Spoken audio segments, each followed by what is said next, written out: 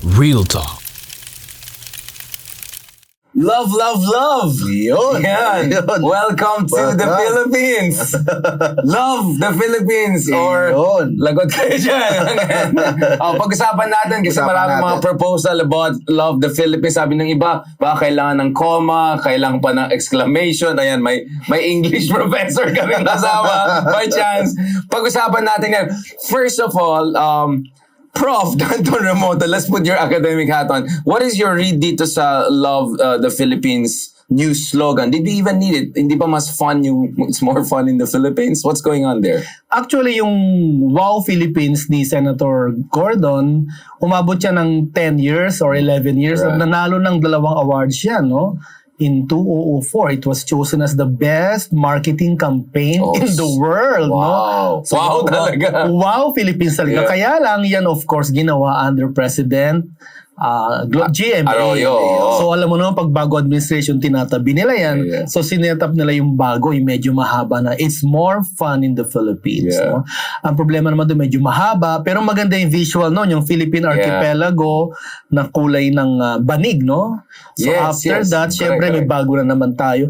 Yung kay Presidente Duterte, wala tayong slogan. They retained it's more fun in the Philippines. In fairness to them, para at least may continuity. may continuity. At the numbers are good, no? We went to almost doubled, no? Yeah. From 4 million plus, almost Secretary 10 million Berna. before pandemic. So, Umabot siya ng 8.5 million. Ngayon naman, kay Secretary Frasco, but remember, they were floating something else 2 weeks ago. which is? We serve the best, no? may parang restaurant. Nung nandun sila sa Fast food London, ba? merong mga kinabit sa mga bus. They were floating. So meron na silang trial balloons. Pero na-shoot down yun. Oo. Kasi parang yung mga OFWs or yung mga nurses, tapos we serve the best. Parang yung ginagawa commodity yung the connotation is not very good. No? So doon pala medyo nagkaroon ng Supply na backlash sila. agad. Ano ang sabi nga nila sa atras. academe? Commodification na commodify. So ngayon naman lumabas yung walang kama, Love the Philippines. Yung kasing word na love, loaded, and you know these guys, no? Loaded yan, pwede yan positive or negative, no? So yung love, you must love the Philippines or you ought to love the Philippines. Imperative. Imperative mode. Sabi ko nga ng ganyan, ako talagang in all fairness and honesty, pag bababa ako ng Pilipinas every 2 months, siguro kunyari 2 a.m., paano ko siya malalab pag ihi ko pa lang sa kubeta ang panghi? Sa airport? Sa airport pala. Yeah. Baka kasama love the smell of the Philippines.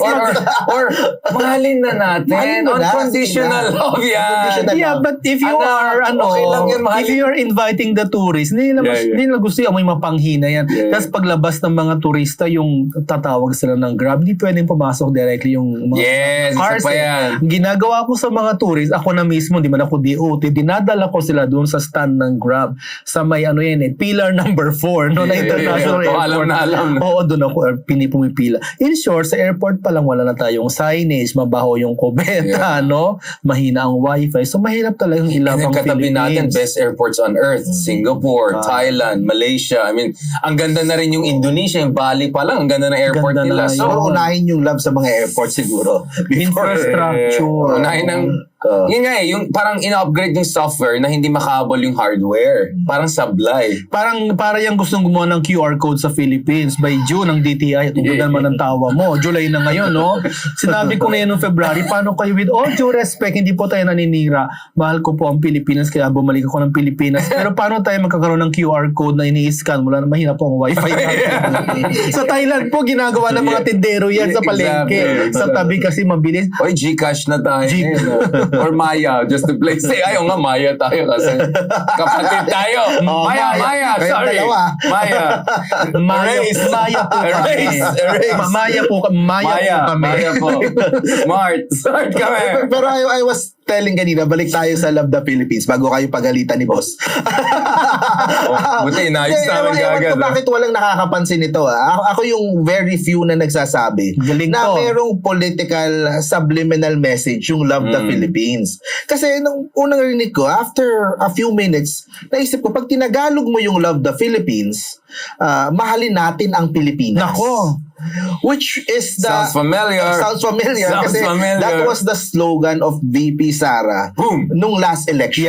Yeah. And alam natin, si Secretary Frasco, I was there in Cebu. Di ba nandun tayo? Many times, di ba? Super friend yan. For a different close. campaign. For a different campaign. Yeah, Super yeah. close si Secretary Frasco dito kay VP Sara. Yeah. So, meron kayang possible na gano'n na subliminal May na love the conspiracy. Philippines para, tapos syempre, todo yun. Tapos syempre, paglabas ni Sara, mahalin natin ang Pilipinas, may ganung messaging na. Although, I mean, Danton was saying there was an initial different idea, no? So parang backup option itong Love the Philippines. Kasi yung We Serve the Best talagang, alam mo, nag-content analysis ako ng mga columns. Yeah. Lahat, pati yung mga pro-BBM na columnist, ayaw nila yon. Then before we serve, meron pang isa na, kaya naisip ko na may political kasi yung una, meron din, yung bisita be my guest. Ay, BBM.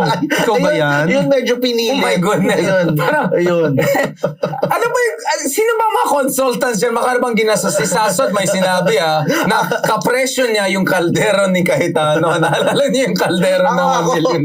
Ako, I love the Garcia. Now, I'm not saying anything. Ako, napakabait sa amin ng mga Garcia. Oy, mabait si Gwen sa atin sa Cebu. Ayan na naman tayo. Alam mo naman kami mga taga Nice to Cebu. me Guys, come on, real talk. Yung bisita Real talk may guest tayo. talaga, medyo pilit talaga eh. Sabi ko nga, buti itong Love the Philippines, medyo tago. Wala nga nakakahalata na mahalin natin ang Pilipinas na pareho Tuloy naging ang mahal sa Pilipinas. Yun yung naging spin Hindi, nila. tsaka Ang mahal. actually, dito sa Love the Philippines, they use the same font. So parang continuation siya nung It's More Fun in the Philippines. The logo, the font, the letter, the design, medyo Pati malapit. yung color scheme. right. Meron namang continuity. Yan ang positive In fairness, aspect. in fairness, sabi naman ni Tourism Secretary na we're not getting rid of the past, we're just leveling up. Parang yung idea is Parang gayong masalita yan. ganun siya.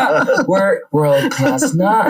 It's like ganun siya. Diba? Like, tsaka ang ganda ng speech niya sa Manila Hotel. Yeah. Like, parang, bayaran niya yung speech writer niya. Ang galing ng speech niya. The idea is, we're not dispensing with the past. We're building on the legacy of the past. I like that. Actually, I like that. A part of me like that. And I think yun yung pasok ni Jesus Cordero, no? Na parang, it's not that, it's just time to move up, let's give it a try and let's try something fresh siguro. Fresh, para different. Naman. Baka kasi hindi lang daw tayo fun. Kasi next level na daw tayo. Hindi lang... So after ng having fun, love na? Ganun. Medyo ako nga, no? May pagkakugot lang. Yung mata ni Richard, gumanyan-ganyan eh. Ako nga, no? Parang, lang. Tapos na tayo sa fun. Huwag tayo masyadong seryoso, ganun. Tapos ngayon, love na. Ayan. Susunod kakasal na. And then susunod, therapy na. Therapy na kailangan. But I heard that Barbados pa. Sino bang love Barbados. I'm not saying there's plagiarism, but it's like... It's the same. Yeah. So, baka naman nagkataon lang. Pero ang dali naman mag-research ngayon, di ba? Pero ang dali mag-isip na Love Philippines. It looks like a fallback option. Yun na lang lagay mo. Yung maganda naalala ko dyan, yung Incredible India. At saka yung ININ. Incredible India. So may symmetry. Ang ganda, di ba? Amazing Thailand. Malaysia. Truly Asia. Talagang, kasi Truly Asia sila, merong Chinese. Meron India. Malay, tsaka India. Tsaka Arab. Arab. Tsaka hindi na pinalitan yun for the more than 20 years na yun. And yung sa Kazakhstan, very nice. Ano yung kanila?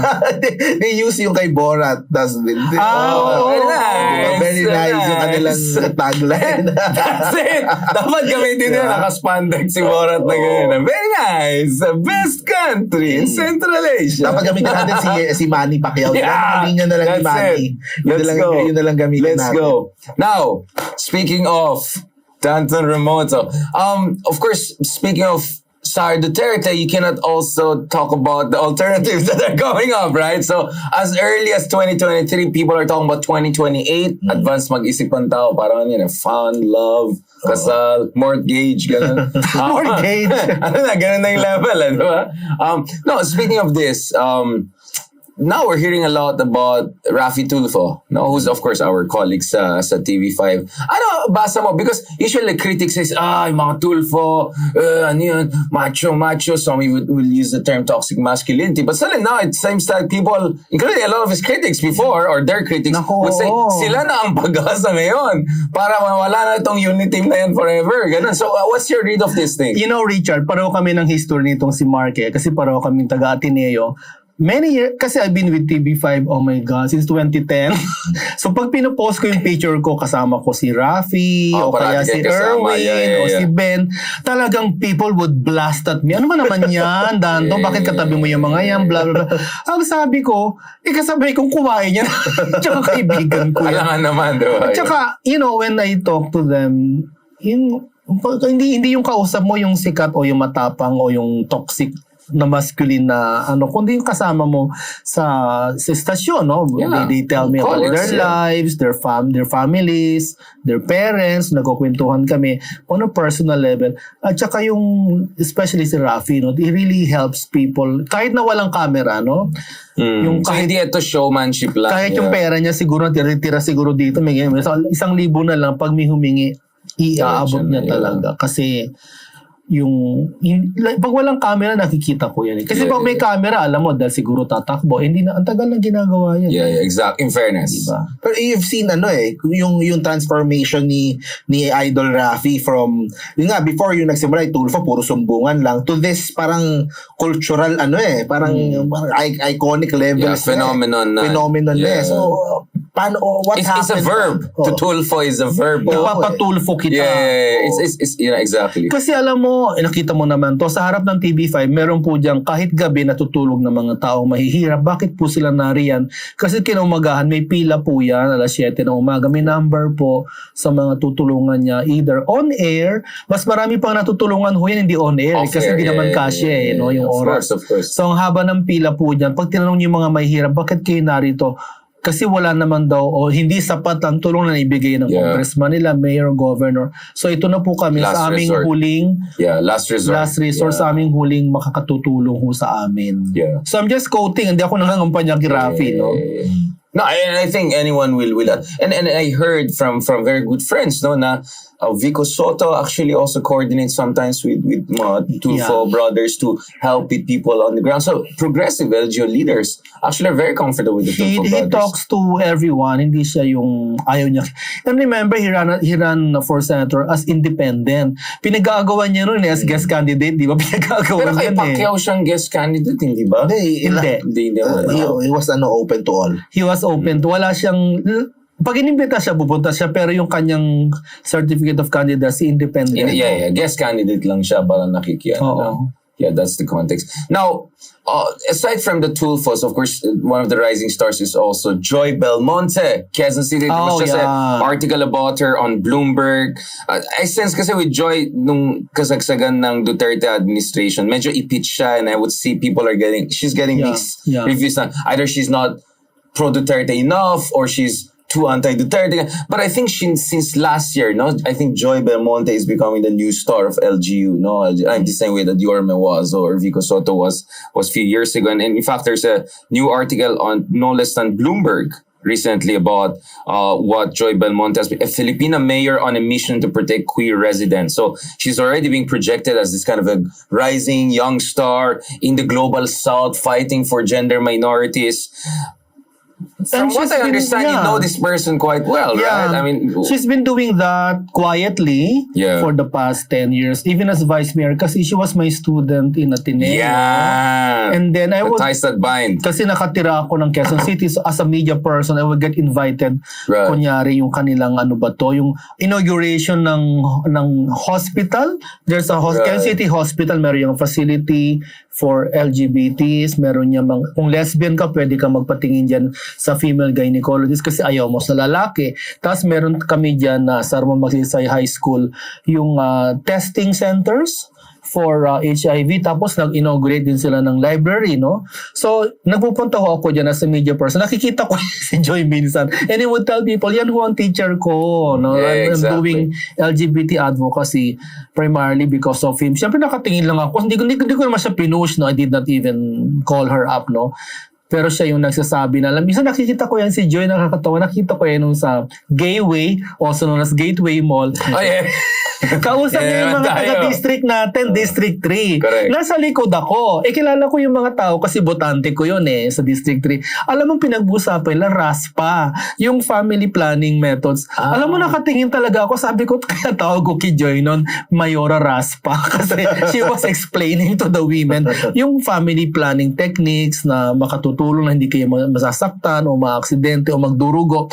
So, nagulat talaga ako. Imagine kahit nasa mall, kausap niya yung mga mahirap namin mga constituents, tinuturuan niya ng family planning. Yeah. Tapos Tagalog. Teacher, si Janty sa Filipino, Tagalog talaga. Kasi po, pag raspang ginamit nyo, nakaganyan talaga ako sa kanya. No rest day. It was a Sunday, no? Wow. Nagulat ako, sabi ko ba? Family day. But I feel Mayor Joy is really coming out on her own Yeah. Stepping out of her dad's very big shadows Malaki kasi shadow ni Speaker. Ni Speaker, ni former Mayor Sunny Belmonte. And ngayon, Joy is forging an identity that's all her own. And yun nga, and navigating very difficult landmine. Yeah, kasi nung sabi nga sa akin ng mga tao, because I campaign for all the time, sabi ng mga tao, yun naman kandidato mo doon, kung sino nakaupo, doon siya. Ang sagot ko, kasi po pag politiko LGU ka, ang pondo talaga mas mabilis Yun na darating. Mark sa akin yun. Not just the money, but the resources, the time, the attention. Mas mabilis po kapag kapartido ninyo ang in power. So, hindi ko sinasabing tama yung ginawa, pero yan ho ang explanation from a political point of view. Yung mga mayors naman, they weren't elected by people para awayin yung presidente. They were elected to provide, deliver the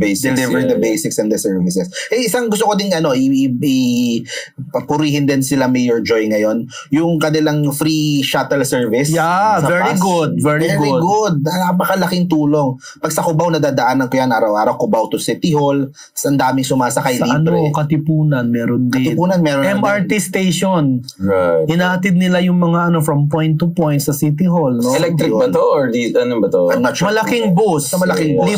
Libre. Tapos may schedule siya. Meron, kunyari, from Novaliches to City Hall. Nice. So, that makes a big difference. Laking bus. As in super laki. Ano yun, may nakaschedule na oras kung ano nga. Kaya kung yung mga pumapasok sa work, yung mga pumapasok sa... At may app. So, pwede mo QR code na naman yan. Excuse me. May app. Pwede may truck. Safety, Mga ganong project. Simple pero ang laking matitipid kung if you are commuting to work araw-araw. Ang sakasakay dyan, interview na ako dyan, karamihan dyan, government employees tsaka estudyante sa public schools. Right. Yun yung market demographic. Nakatutulong talaga nung Yeah, it can save a lot of money. Simple lang, oo. These are the basics talaga, What about Vico Soto? What's your read of Estudyante ko. I'm going through all your students now, Estudyante ko naman yan sa English. Yeah. Term paper writing tsaka poetry. Tinanong ko siya na first year lang, yung naka-t-shirt siya ng puti with collar, tapos blue na maong. Sabi ko, ba't di ka mag-artista, iho? Kasi may tsura ka naman. Ako, sir, ang dami-dami na namin dyan. Sabi medyo over-represented na. Ano ba ang gusto mo talaga maging iho? Alam mo nung sinabi niya sa akin, talaga napangangako. Public service. I want to be of public service. Yeah. Kaya po mag-MA ako in political science and government. Napanganga talaga ako kasi hindi mo inaasahan, di ba? Kasi Soto. Showbiz, that's it. The easiest way. Tinuloy talaga niya. At nung tumakbo yan, nung una sabi ko, oh my God, tinotoo talaga. Napaganyan ako, tinotoo talaga niya, sabi ko. Then he ran for mayor against all odds. Yung takbo niya doon, di ba? Eusebius. Ibang klase yung story talaga. No one expected him to win when... Kapati yung mga taga-Pasig. But in fairness, merong presidente ang bibig ganyan, di ba? Sinabi ni Presidente Duterte, huwag niyong gagalawin, wag niyong guguluhin ang kampanya ng batang ito. So after that, wala na. Kasi minsan nangangampanya sa namamatay yung ilaw. Pinapatayan sila. Pinapatayan ng ilaw, biglang may traffic, magulo, marumi, maingay. Talagang throwing everything, no? Kung sinabi ni Presidente Duterte yan, siguro binulungan niya, no? Tito Soto. Yung mais kayo dyan, no? Oo. Tumino. Wala nang sabotage. Yun ang medyo frustrate din eh. Kaya kasi parang ang konti ng mga leaders na ganyan na malinis, maayos, pero para ma-elect, kasi nagkataon si Vico din, syempre, is related kay Tito Soto. Speaker siya noon eh. Tito was a speaker. So para to beat itong mga malalaking mga dynasties and mga tagal na nakapwesto dyan sa ano. Pero ikwento ko lang din, like sa Pasig, si Mayor Vico. Like what happened the last elections sa Pasig. Yung mga previous councilors nagsiretirean, hindi na nagsitakbo. Tapos puro bago. Tapos si Mayor Vico, yung kanyang mga councilors, 10 out of 12 ay panalo niya. Yes. So parang it's a great referendum sa the people pala na gusto yung ganong klase ng leadership na malinis, maayos, and transparent. Tapos siguro yung mga lumang konsehal hindi na nagsitakbo, baka yung iba siguro baka hindi na kumikita or nawala na yung mga ano. So ako I see a bright future ahead for Vico Soto, and sana mas dumami pa yung mga LGUs natin na may his tribe multiply. Yeah, definitely. Naalala ko lang dyan, talagang sa airport kasi minsan lagi akong maaga, may dalawang janitress, nagpapasikatan sila. Basta sa amin sa Maynila ganito si Mayor Isko, so i-enumerate niya. Ito namang isa sa amin din sa Pasig, si Mayor Vico. Alam mo, talagang tahimik lang ako. That was good. Wow, what a lovely story. And talaga hindi nila sinisiraan yung mga leader, pinupuri nila. Kasi Christmas noon meron silang regalo, tsaka malinis daw. Nice. Parang alam mo, nakaganyan talaga. Sabi ko, wow, times are nice changing. Vignette, no? For a short story like vignette. Nagpapasikatan, hindi naman nagawin, nagpapasiklaban sila. Basta magaling yung amin, guwapo, yung kabila may naman. basihan naman kasi. Totoo naman. Both of them may basihan na sila. No, and then that's how your political blogging career was born, right? That's how we became friends, right? I mean, it's this instantaneous rise. Naalala ko to si Mark. Kasi pag uwi akong Pilipinas, wala akong sinasabihan. Konti lang sa nakakaalam. Sabi niya, Prof, may vlog ako. Pa-interview ka naman. So nagkita tayo. So hindi pa ako darating ko lang the night before, hindi pa ako nagkapagupit. Tapos tinuruan niya ako mag-vlog. Talagang yun yung early days. Sa may manikap, may manikin pa nga yung background natin. The same ko sanda yun sa Scout. Parang merong mga damit tsaka manikin. Hindi ko malilimutan yun. Tapos merong salamin. Doon pala nagpa-practice yung mga beauty queen mag-makad. Mga gano'n, di ba? Last na nandun ako, di ba? Ganda yung mga Puerto Rico. Kaya nag-YouTube ka na din, di ba? May mga ano ka na din. Sayang, hindi mo masyado natutuloy, no? Kakapagod pala yun. Career talaga siya, career mo. It's career talaga. Kaya tingnan mo yung mga eyebags namin. Now, going back to your students, Chris Aquino was your student? She was an English major. Minsan I would teach, kasi yung teacher sa amin minsan may mga sakit, so I would pinch hit. She was a good student, no? I don't know if she remembers me, no? Kasi ako siguro din, tawagin natin. Si Jen Tolentino yung sa guest natin. Ako dapat yung teacher niya sa kanyang thesis, no? Term paper. But I told the chairperson, si Dr. Doreen Fernandez na lang, kasi si Doreen, who's dead now, was a friend of Tita Cory, no? Si Tita Cory kasi ang presidente at saka speaker.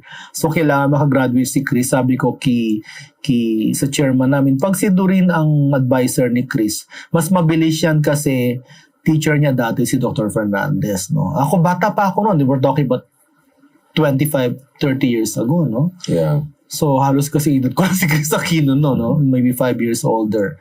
So, mas makikinig siya dun sa teacher. But she was an English major. You know what her reputation? Pag inasa ng novel ng Monday, Tuesday tapos niya na. Mabilis siya magbasa. She got her dad's processes things fast. Yeah, mabilis. Kasi we had a required course, 19th century novel, first sem, second sem, 20th century novel. Yung 19th century novel, 600 pages. Tinatapos niya yun ng 2 days. As in, kaming teacher, we have to read. It will take me mga 3 to 4 days. Siya talagang 2 days tapos niya. Tsaka nagre-recite, no? So, yeah, siguro. I mean, the dad was just a journalist, reading, writing, right? Siguro yung zeitgeist. And she really likes reading, no? Dami niyang libro. Tapos may TV yan eh. Pag break ng klase, nanonood kami ng show ni Inday Badida. Nothing but the truth. Lahat pati ako nanonood kami ng ganyan. Siya ba tinanong mo rin na gusto mo mag-artista na? Katulad ni Vico Soto. Nag-acting na siya noon sa play. So alam na namin. Teatro. Talaga yung Sa teatrong Tanghalang Pilipino sa Ateneo. Oo. Nag-acting na siya noon. So alam na. At saka at saka nasi-shooting na siya noon, no? Yung sila ni Enrique Estas. Ay, Pido Dida. Oo, Pido Dida. Well, alam. Binigyan pa nga ako ng niyan eh, ng ticket ni Robin Padilla, no? So, Speaking of Robin Padilla, friends ba kayo ni Senator Padilla? no, she was, I think she's a friend of Chris before, no? Nakikita ko yan noon. Friend zone. Sinusundo niya si Chris. Si Robin, meron yung mga hindi ko alam kung gwardiya. Balagi niya kasama mga malalaki. Siguro mga... Really? May gwardiya siya nung time na Kasi I think they were shooting movies. Siguro mga yung mga sa Bouncer. action, mga action movies, yung mga bouncer, no? Lalaking mama, no? Mga anim. Sa akala namin gwardiya, pero baka nasi-shooting, no? So, totoo pala yung sinasabi ni Ron Padilla na he owes a lot to Chris Aquino for his victory. Yeah, I think they're friends. So some of my sources said, kasi number one talaga si Rafi, no? Nung huling hirit na lang itong si Robin Tomas. Yeah. Ito sa probinsya, so tinanong ko yung mga political, ano ba nangyari? Kasi si Chris daw called them up and said, tinulungan ko naman kayo kahit kabilang side kayo. Baka we can help this gentleman who doesn't have a lot of money na gusto kayong tulungan ng mga mahihirap. Alam mo si Chris, she has charm, no? Yeah, of course. And she has force of personality, no? Yeah, she has a good track record of helping. Hindi para yan si Rafi, blind yan sa political colors. Kung sinong lalo marami siyang pera. Basta may tiwala siya sa'yo. Yeah. Tsaka development funds, no? Bibigyan niya ng development funds kay kalaban ng mama niya. Basta nakiusap ng matino. At saka as I told you, sa politics in the Philippines, it's all personal. Yeah. Hindi ka naman naningil ng utang na loob, pero gusto mo tumulong ka ngayon, kasi later, baka makatulungan ka rin, no? She has close friends on all sides. Yeah, that's true.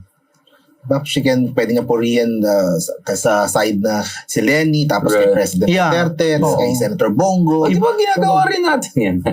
I'm speaking of Chris Aquino. Doesn't she want to run? I mean, I heard that thank God, she's doing better. Yeah, she's coming back. We kept on praying for her because she's too young, no? And she has 2 kids. Buti na lang. I think she found this. Alam mo, natuwa ako sa kwento niya. I think she found this Indian doctor who gave her a new medical regimen na hindi lang puro mga tablet-tabletas. Yeah. Parang merong parang something else, no? Na inimbede. Circulatory. Yeah, mga Indians magaling sa they've been doing that for 3,000 years. So, mas effective. Effective sa kanya. She gained weight, yung immune system niya malakas na. At siguro also, of course, I think the Duterte era was probably very hard for people like her, no? Kasi, I mean, they were like everything, no? Nung time ni Pinoy, like Chris Aquino was like the queen by far, right? I mean, no one could come close to her, di ba? The way na nabash yung Dilaw. Yeah, yung family niya. And family, bastos yung mga memes sa kanya. Like, grabe yung mga attack sa kanya. I mean, tao rin naman siya. I mean, I'm sure she's a strong person, but that's gonna wear you off, no? At some point, di ba? I think yung sakit din niya worsened by kasi napaka-toxic nung panahon na yun. Stress-driven. Yeah, exactly. Kayo ba I'm sure hindi. Pero ako talaga nag-tone down ako noon because akala nila ditong side ako. So, hindi na ako masyado nagpo-post kasi yung Facebook ko ninanakaw o binabash ako o etc. Minsan tinatawag akong bayaran ni GMA. Minsan naman apologies ni Duterte. Minsan apologies ni Lenny, ano ba talaga ako? Sabi ko. Ako siguro kaya I started political vlogging noong 2019 kasi I didn't want to be associated doon sa nag-aaway na dalawa DDS tapos kung di ka DDS dilawan ka, yun yung tawag nila sa'yo. So nung I got the opportunity to support the likes of Vico Soto, Isko, parang something in the middle. Yeah, but you came towards the better days. The toxics were really 2016-17. And we were getting death threats. Yeah, horrible. Grabe. I was getting a lot of death threats. Yeah. That's why I left the Philippines. I left in 2016. Carlos Celran had to leave. Our good friend. My friend. He left. He was away for a while. Spain. Yeah, so parang weren't ready doon sa Bro, tignan mo naman 2015-16, parang you have an inkling things are going wrong, pero the way it came at you. Tsaka sabay-sabay, no? Bug. Tingnan mo yung ginawa nila sa Rappler, di ba? And you could see that. They were like, what's going on? Like, iba The way they attack mainstream media and bro, no one saw that Ano coming. ba yun? Because I wasn't here. Was that orchestrated? O nagkasabay-sabay lang? The thing is, it's the same, kaya mapansin mo isa playbook, it's the same playbook kay Donald Trump eh. Yeah. Diba? Okay. Are you saying there's a Russian angle to that? No, there seems to be similar things happening in Hungary, Philippines, Turkey, India. So, it doesn't look like totally spontaneous. But at the same time, there was a lot of anger. I called it grievance politics and frustration with the reformist administrations. Yun nga eh. For me kasi, I felt bad because it was not like I was 100% endorsing everything that the others. Yeah, you were not endorsing. I was quite critical, in fact, of Mama Sapan. Of everyone. Of everyone, exactly. And Pinabasa kita, ano ka yeah, ba? and in the first few months, actually, Duterte were nice to me. No, because they saw me as critical with the previous administration. So I felt like doubly bad na grabe yung attack nila sa akin. I was getting death threats, etc. So, I don't know, like, that was quite hard for a while. And then I talked to Carlos Celdran. They were telling me na they had to shut down their pages. But I realized, if someone has to do something, right? For a while. So 2019 was actually people were okay asking me about you. Sabi lang, what do you sabi ko? No, I think it's just analyzing things. Kasi if you do a content analysis again of your columns and your... Since then, wala naman siyang... It's not... They won't that eh. Basta pag nilabel ka, parang Trump na niya, pag nilabel ka na ganito, you're that next. Cancelled na, uulit eh. So they just repeat and repeat. So people like me will be double cancelled. Cancelled by PDS people for, we thought you were with us, yung pala. Hindi pala. And then the other kabila, but you said some good things about Duterte, so you're also... So double cancel culture. Kaya I had to talaga be aggressive and controversial because that's the only way to push it through. Otherwise, I'll just shut up? I cannot do that. It's like, that's not me, diba? That's not me. So for me, everyone who says, ay, masyado mabait si BBM, ganyan, like, kailangan natin mag-detox. Kailangan natin magpahinga. You know what I'm saying? Love. Like, come on, guys. Love, comma. Yeah, love, comma. And then exclamation sa the Philippines, diba? So, please lang, wag niyo na hanapin yung toxicity nung time na yan. Magpahinga tayo ng konti because there'll be a 2028 meltdown again. Exactly. And 2025 will already give us an inkling of that. Speaking of 2025. Yeah. Are you excited about some of your students running for the higher office or you and your students running for higher office? No, I think... And working with them? Kasi yung... Because hiwalay naman talaga sila, no? And I talk to so many taxi drivers. Happy rin sila, no? Of course. But I think there's going to be a separate senatorial slate, yung isa kay Sara, tsaka GMA, isa naman kay Bongbong, tsaka kay Martin Romualdez. How will that work kaya, no? Kasi unit team sila eh. Pero meron sarili si Sara. Di, umalis na siya sa lakas eh. No. I mean, silang dalawa, they're still BFF nga eh. They're still parang portraying na unity. Pero yun nga eh. Tingin mo, separate na slate si Sara. Because well, with all due respect, I think Martin wants to run for president. Tapos yung kanyang asawa will run for senator. Yeah. Ganun. And it's not a new thing. Ginawa naman yan later. No? Kung sino in power talaga, gusto nila yung kamag-anak at pangalan nila magtataga. I'm not saying it's correct. No? It's called dynasty, of course. No? Yeah, the same way na sa kay Tatay Digong, he wanted Bongo, di ba? Si Bongo dapat yung magtutuloy ng mga sa PDP. Kaya ito lang hindi nakatakbo si Sara. Otherwise, if not for Bongo, Sara would have been probably our president now. Yeah. That's what I'm saying. Yeah, so, So, hati yan. Kaya ngayon, naghahanap yun ng 12 pangalan. So, maganda na kayo. Yeah. For the admin. And Or si Sara din. admin, si Sara, o kung sino man. Siyempre, yung LP baka gusto rin Third force. Yung sa admin, si Aimee, posible wala sa admin. No, she won't be there. She'll be sa Sara. Of course, BFF yan. Nakita mo yung mga photos nila? Baka candidate naman siguro ni BBM. Yung ngiti, ganyan. Naman na wala yung kapatid mo dun may sa... May kunyaring pa yan. May guess pa rin. So I think there'll be some parang projection of unity, but at the same time they're competing because there's some big policy differences between Duterte's and just the other day President Duterte came out and said yung EDCA na yan, maging graveyard ang Philippines. That's total disagreement with the president. That's total 100%. And you think san si Sarah, obviously mas malapit yung thinking niya dun sa father niya kaysa kay BBM. But she's not gonna openly say it because she doesn't want to fight. So you want senator candidates who are more close to the Tatay Digong way of thinking on China, on drug war, on red tagging, all of those things, diba? And so, for me, they can be political friends, but they can be policy enemies or rivals. Because policies still matter. Kasi malaking bagay yung US-China. Nasa gitna na tayo ng... Alam mo kung sino ang pinakamalakas sa admin side kung meron sila makukuha na for senator? One of your good friends also.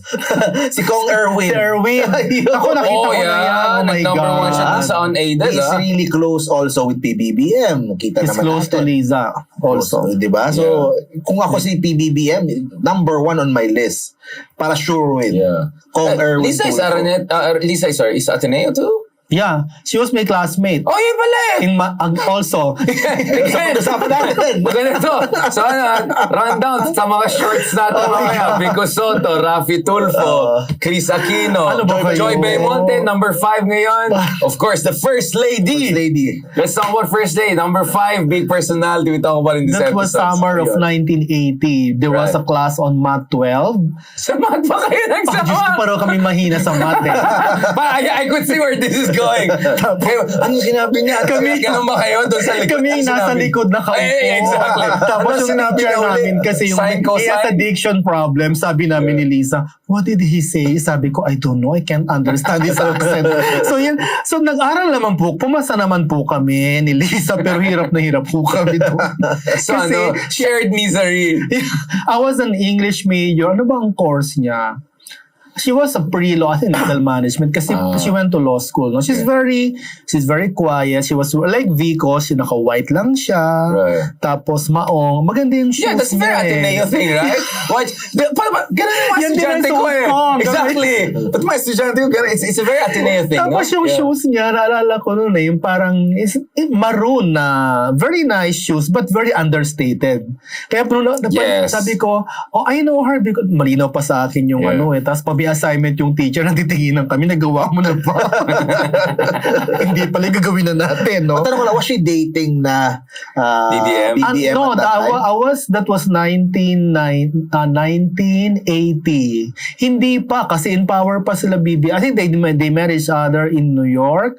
When she was taking her LLM. When she was taking her LLM. She was a scholar there, no? I'm so New York. Love New York. and what is your sense of her, like her personality? Even then, alam mo, both of us were not good in math, but she sorry Lisa, but this is true. But she's very focused and hardworking. Disciplinado. Kahit noong pa. And she speaks very well, very clear. Yeah. And pag nakikita kami sa campus, binabati niya ako, nagkukwentuhan kami. Usually, yung assignment, nagawa mo na ba? So, puro kami kasi parang kami may trauma sa math, no?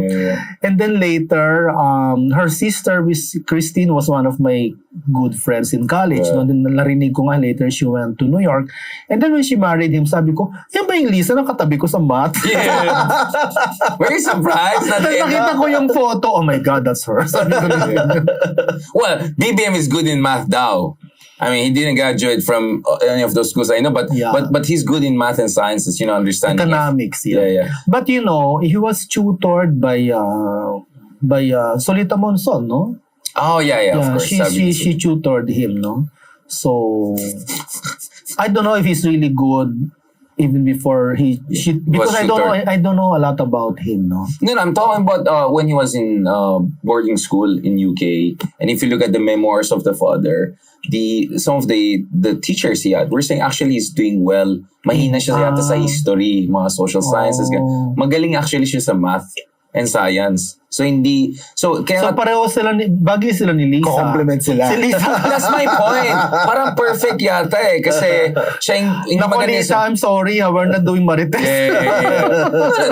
Kasi we want to understand because many people are saying actually she's the force behind modernization and after the whole Vic Rodriguez thing, like she's really the one putting things together. And there are even discussions of her distant cousin Mar Araneta Rojas coming in, right? So, I mean, my point is we don't talk much about her as political people, but she's actually one of the pillars of and there's also discussions na she might be running for senator then. Yeah. I don't think I don't think it's so not too. her temperament. Yeah. Or hintayin niya later on pa siguro. Or there's already Sandro there, so although bata pa siya for Senate. But yun nga, like, what is your reading of, you think may sense yung sinabi na she's the modernizing force? Because she's, obviously, she loves Bongbong, no? And, I'm sure they have been through a lot. See, I'm trying to choose my words carefully because I know this family. So, she had some issues with the Araneta family because she got married to Marcos, who's on the other side of the political fence. But it's not the first time because Greggy did that too, no? Yeah. So, hiwalay din, no? So, then and now, Lisa's very quiet. Like I was asking our common friends, bakit naman dun sa UN para siyang inaantok? She actually had jet lag. Kaya nga siya inaantok dun no? Yeah. But she had to be there because she's the wife of the president, no? She's the first lady. So lagi naman siyang quiet, no? But anong kasabihin sa Tagalog, maingat tayo sa tubig na tahimik dahil malalim. Exactly, that's what I'm saying. Malalim, no? Silent waters run deep. Yeah, exactly. That's the thing I'm saying. Now, my sense is that a lot of people who were kind of more with the opposition, they're coming into the orbit of the administration through the more cultural events. And Lisa seems to be, I mean, you see where the question is going, right? I mean, I'm not going to name names, but I see a lot of my friends in the cultural fashion style scene. They're always in Malacanang, taking picture of Malacanang. And Liza Araneta seems to be the person. Baka naman, di ba? Aren't you part of that world also? No, that's not my world. That started by Irene, no? That's right, Irene. Because it's the Irene. You're right. It's Irene's friends who are also my friends, no? But I'm not part of that orbit. Although they invited me. But you know who I'm talking about. I don't really... Alam mo itong show, di ba I told you this? Sa'yo lang ako nagpa-interview, Richard. Ang daming gusto magpa-interview, but I really choose. May this be the beginning. Yeah. Oo, kasi yung...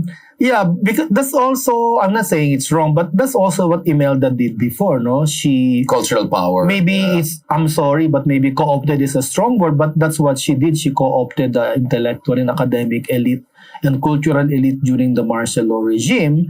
So, yan kasi yung mga iginagalang, yung mga matataas and everything, no? But NCCA is headed by Ino Manalo, who's a close friend of Irene. Mm-hmm. And si Lisa has always been very quiet. Even how quiet naman siya, di ba? Yeah. So, meron lang silang events. But not her fashion. Naka-boots ba siya or something nun sa Beijing siya? Diba?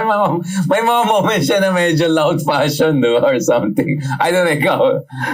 No, I just remember her wearing white t-shirt with collar and blue jeans and very nice maroon shoes, no? Yung mga penny loafers kasi uso yan nung 80s eh. Yan ang mga sapatos namin, no? Yes, I think. Pero yung kanila magaganda. Yeah. Na penny loafer. No? Pangmayaman, no? Kasi ikaw scholar ka. Yeah, but my shoes, my father bought me Sebago. Oh, nice. Sabi niya, para naman anak, di ka mapahiya.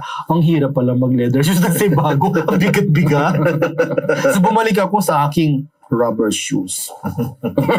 But ilang mo yung sa atin yung mga rich people na yan, they're really...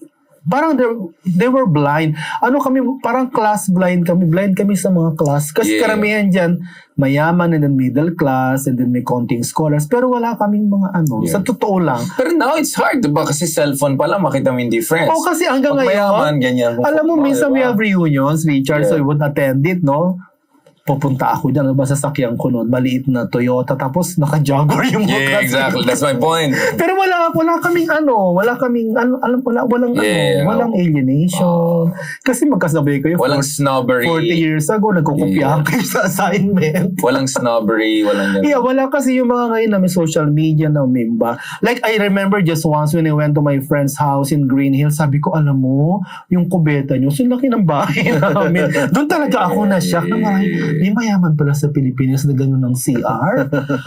Ganito kalaki, Donald Richard. Trump. Yeah, Sinlaki ng bahay namin sa Antipolo. Donald Trump, may chandelier pa siguro yan. Kasi sila naman, sabi na, oo nga, malaki ba yan? Marami mayaman sa Philippines. Just look at the Lamborghinis around here. Ang dami ko nakitang Lamborghini. You know, I'm so glad you invited me here in BGC. This is my second time in 6 months here. Yeah. Parang wala ako sa Philippines. This is I saw the cars. This is what the Philippines can become if we get certain things right. That's why we need the good people to run for politics, even if mahirap pumasok sa politika. Diba turo ka ng turo? Hindi sarili ko gumagano. Kaya I know politics is hard. I know na tayo bilang mga guro, mga simpleng vloggers, we're just here to push things. This guy knows a lot about politics. Tinitext ko yan, Marites diba? yan. Ano na, Mark, bigyan mo ko ng advice. Madami alam to. Itong original Marites University. Tahimik lang yan, pero mag-ingat kayo. Ganda analysis na about, parang familiar itong Love the Philippines. You're Mahalin the only one. Yeah, that was good. I was shocked. And it's a correct analysis. Yeah. Very subtle, powerful. That was good. That was Galing. a good point. It's all the way to 2020. Galing. Promise. Conspiratorial, but makes sense. Logical. Even if it's not a conspiracy, it makes sense. So just to end on this point, mahalin ba natin ang Pilipinas? Or mahalin mo ang Pilipinas? Ano ba talaga? Or mahalin mo na anak? Ito talaga unconditional love. We should love our country. That's why we're here, no? Pero, exactly. Like ako, alis na naman ako ngayong I might leave in August for a short while. So I can write my books. Hindi ako makasulat dito. Kasi maingay.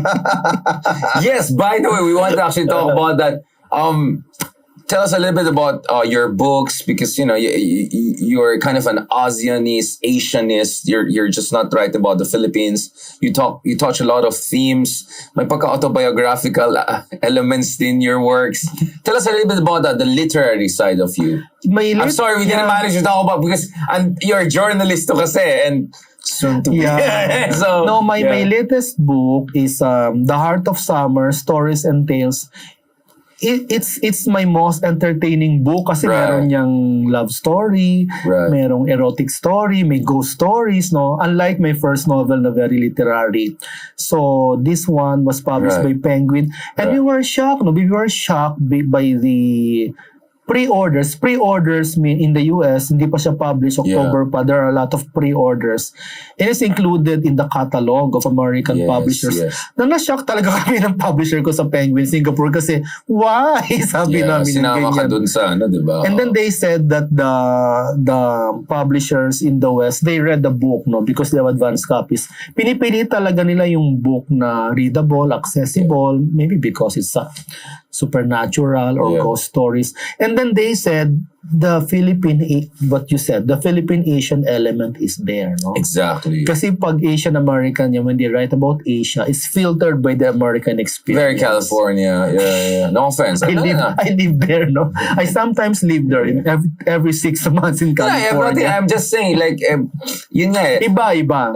Kaya nga yung kay Nick Joaquin, diba? His books with Penguins doing very well because it's very uniquely yung aswang and all of that. Like, there's really the Filipino, mythical, Asian. And so I think it's a perfect time.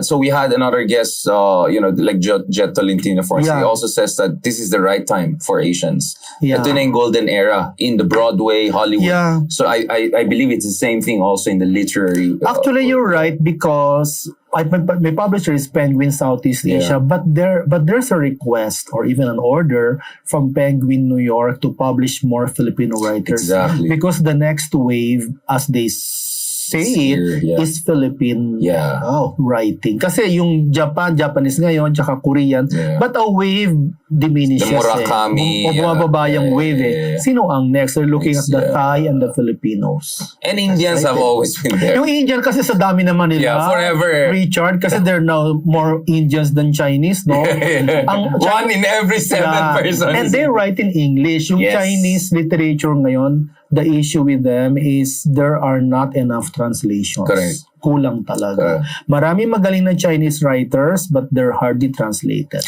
I mean, the reason I want to talk about it is because Benedict Anderson, the late Anderson, had a very interesting piece before about the anomaly of no Nobel Peace Prize literature. And he was talking about Rizal as possibly one of them. Obviously, Nick Joaquin would be. And one of the things he was saying is that Filipinos have very great writers, but for some reason, hindi tayo sineseryoso in the English language literature, right? Usually, Indians yung binabasa or South Africans. But you're right. Finally, perhaps the time has come for us. Because you know what? They're confused with us. No? Yeah, like, what are these guys all about? Yeah. In terms of marketing, number one, they would be, oh my God, look at them. Look at their names. Why are their names Spanish? Latinos, exactly. Yeah. And the number two, they're not translated. They write in English. Derecho, like yes. the Indians. But they're highly Americanized. Yeah, no? It's not English style. Yeah, exactly. So kaya ang ginagawa ko, maybe consciously or not, I write about my experience growing up, mostly in the Philippines. No? Correct.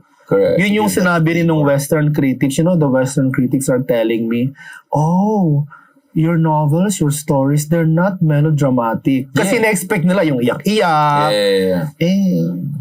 Marami ng melodrama. Hindi na siya cliche. Yeah, hindi na siya hackneyed. Yun nga, like there's subtlety, there's a complexity to the characters, etc. So maybe you and I should have a separate podcast on your books and all. Again, I'd love to talk about it, writer to but writer. But this is what they want to tell me. I remember my Penguin editor, she called me up, no? She's an Indian woman who went to school in the UK. She told me, hello, Danton. This is your editor. Baka makancel tayo dyan. Yeah. I love your novels. Yeah. Thank you. But can you put sex there? Yeah, more sex. Yeah. Sabi ko, ma'am, I'm talking about gay men in the Philippines in the 70s. We didn't have sex. Yeah. So what did you have? We just prayed to God. Oh my And then you know what she told me? Yes, but Danton, this international publishing, we have to sell the book. Yeah. Dinagdagan ko ng 2 sexy. Saan ka kumuha ng template yan? Naku, yung iba nga, yung erection ng kadu niya, hindi tumataas. Talagang kasi they were so drunk, no? Yeah. So talagang, ano yung term ni Shakespeare? It arouses the enthusiasm but not performance. Di ba may lines si Shakespeare na ganun about drinking? So ginawa ko na lang parang satire siya. No? Kasi sa international publishing, you know this, you've been published internationally. Course, They look at it from the point of view of how can we sell your Exactly. book? To their audience. What is the peg to their audience? They will not ask you to change the novel, but they will ask you to add this and add that. If you want, ikaw pa rin yung last na. So, I feel the respect. You know, I feel respect. I mean, I started relatively young, in my 20s pa lang. I was writing in UK and now also in US, etc. Like, in fairness, I feel na if you stand your ground, they will respect us na. Hindi na siya katulad dati na parang, let's just pander, basta lang ma-publish. And then they couch it in terms of, may we make a suggestion? Yeah, very polite, no? Baka naman. Sabi ko naman baka kaya naman. ito. Ibang editor naman to. Ibang babae naman to. May we make a suggestion? Your novels are very good, but could we see a book about supernatural or young adults or even gay romance? Sagot ko na lang, I will try. But they don't force you. Yeah. No. I mean, I think they see versatility in you. And once I think you're inside the Congress or Senate, you'll have more vignettes and short stories to add that. Para na pag ganyan ako. Yeah, and maybe during campaign soon, God willing, you know, like you might... Nako, I'll share, but I won't mention the politician's name. Yeah, exactly. Palitan mo yung mga pangalan. Kasi nagkukwentuhan kami, this guy who's a senator now, yung mga ginagawa sa amin sa kampanya. So I told him, you know what, I was in Pasig, no? There was a matador, no? Yung butcher. Correct. Nakahubad siya. Siyempre kakamayan ko kasi butante. And he grabbed my palm and he did that to me. And he was all bloody and sweaty. It's like a movie. Medyo Tarantino level. Tarantino. But Richard, Mark, di ba I worked with the UN for 5 years? So train kami ng ganyan. How to deal with it. How to be like, you know, stoic. I just looked at him and smiled and I said, thank you. Siguro hindi na siya nakatulog that night. Ito naman politician na kaibigan natin sa na ngayon. One time siya nasa Pangasinan. Somebody squeezed his ass, no? Sabi ko lang ganyan, oh my God. Tingnan mo ba kung sino? Oo nga, sabi ko, I'm sure bata yan na siguro teenager. Pagtingin niya, lola. Nakita ko yung mukha ni Richard. Oh! So I Parang may kilala kong ganyan sa So I call it the Lola Killer. So So be talagang lahat careful yan. sa mga lola, sa mga campaign. Pag-kampanya kayo, Yung mga medyo magandang titiisin nyo talaga yan. Gaganon-ganunin yung kamay ninyo, yung puwet ninyo, gaganunin. Imamash kayo. Oh my Lord, my body. O Richard, ikaw na tumakbo. Alam na this. Thank you for that crash course in what to prepare. Pero ang ganda yan for short stories at least. So I have diba? one happy news, one happy story naman for when nangangampanya kami sa Pasig. May tumakbo palabas sa parlor, no? Wala na siyang ngipin, matanda siyang gay. Orange ang hair niya. Sabi niya, sir, mabuti naman tumakbo kayo. Tapos yung kamay niya may mga puti-puti. Sabi niya sa akin, ay wag po kayong mag-alala, sir, shampoo lang po yan. Hindi yan diba? So I was like turning pale with, salamat po. Kasi talaga yung kamay niya, may mga malagkit na puti-puti. Shampoo lang daw yun. Kasi nakita niya Okay ka pa naman, diba? Marami pa akong campaign Yun lang, stories. medyo malakasin na immunity, magbero ka bago. Kasi hindi natin alam ano yung mga mahawakan natin dyan, di ba? At kung ano pinapakain sa yung kampanya, diba? may mga langaw, kakainin mo talaga. I thought you said narinig ko immunity. Ayun, immunity. Yeah. Kaya manood muna kayo ng Anthony Bourdain, yung mga kumakain siya kung saan-saan. I think that's the way forward. Thank you so much. Very much. Thank you so much. I really appreciate this. Talagang kulang ang 2 oras para sa atin. In addition to the other hours you have, hopefully we can get back and have more discussion about your books and works. Kayo naman dalawa mag-guess sa akin. But I will schedule it kasi baka mamachismis na tayo. We are forging. May campaign group na to. Ito na yung campaign group Hindi, niya. meron na nga sa Facebook ko. Sabi nila, pina-private. Ano ba yan? Yung grupo nyo na yan, ni Pylon tsaka ni Mark. Yan na bang advanced campaign team ng 2025? Hindi Advisory po. campaign team. Nagkatabi-tabi lang po kami. Sabi ko ng ganyan. Tapos sinama sa Idarian. Ay, for sure, may ano yan. May agenda yan. I know when people see you, nakita niyo yung pinost ko yan. Ang dami sa ano yan. Napansin ko nga eh. Ano naman ang pakana niya. Alam nila Some may of them agenda. like you, but there's a few yung mga alam mo na, yung mga hindi mo kasundo ng mga, alam mo na kung sino sila. Yeah, but once you see them, they're gonna love us. Lalo pag nag-shake hands na kami. Thank you so much for joining us for this. Thank you. Really, really I had fun this Yeah, we afternoon. really had fun. But a lot of substance too. Kalain mo, nagsimula tayo with Love the Philippines. We ended with novel Penguin books and hawak, immunity, beroka. Yeah, mga ganyan. At shampoo na malagkit sa kamay. Shampoo na malagkit. Oh On my that God. note, and orange hair. Walang and the rest. ngipin. Yes, on that note, thank you very much, guys, and catch up soon. We're gonna have more of Real Talk with you guys. I hope you enjoyed this episode of Real Talk because we're gonna have more and more of this, especially as we get near to the next election cycle. Mark? Thank you very much, guys. Thank Salamat. you.